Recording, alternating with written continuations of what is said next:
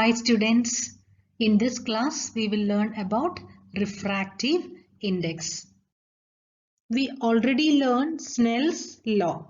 According to Snell's law, sin I by sin R is a constant.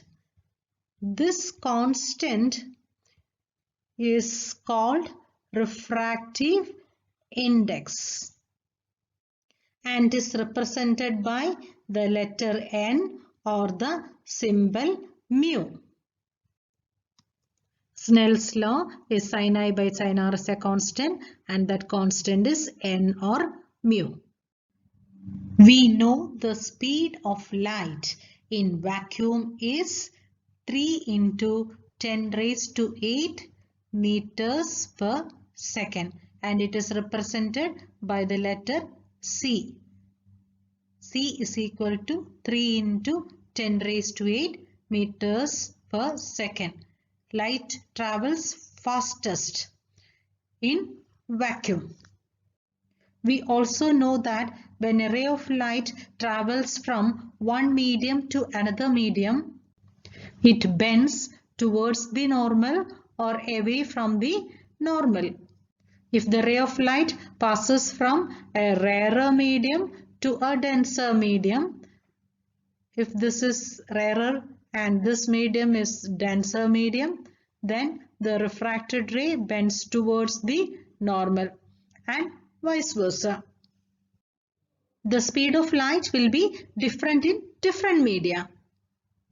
If V is the speed of light in a media, then refractive index N is equal to C by V, where C is the speed of light in vacuum and V is the speed of light in that medium. This N is called absolute refractive index or simply refractive index. Refractive index of a medium is defined as the ratio of the speed of light in vacuum to the speed of light in that medium. N is equal to C by V, where C is the speed of light in vacuum and V is the speed of light in that medium.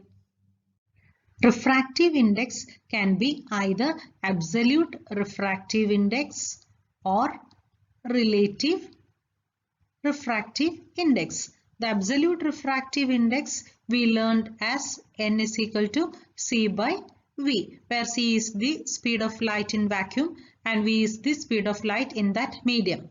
In this relative refractive index, we have two mediums, medium 1 and medium 2. It is represented as N21 or N12. N21 means the refractive index of the second medium with respect to the first medium.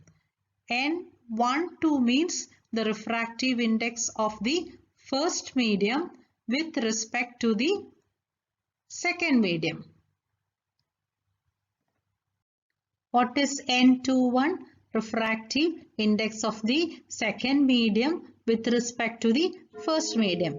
That is N2 by N1, which is equal to V1 by V2, where V1 is the speed of light in medium 1 and V2 is the speed of light in medium 2.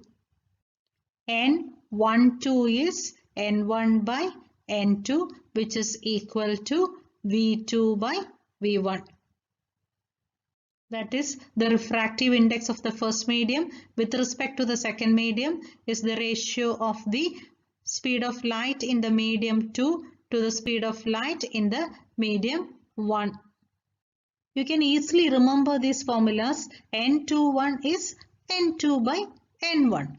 Numerator is N2. In the case of N12, it is N1 by N2. The numerator is N1. When you are equating these two velocities of the medium, you must write in the place of 2, you must write 1 here. In the place of 1, you must write 2. Therefore, here you will write V2 and here it is V1. The relative refractive index of medium 2 with respect to medium 1 is defined as the ratio of the speed of light in medium 1 to the speed of light in medium 2, and it is denoted by N21. N21 is N2 by N1, which is equal to V1 by V2, and N12 is N1 by N2, which is equal to V2 by V1. We learned the refractive index N21 as V1 by V2. That is, N is inversely proportional to V. V is the velocity. When N increases, V decreases, and vice versa. We know that when a ray of light travels from a rarer medium to a denser medium, the refracted ray bends towards the normal.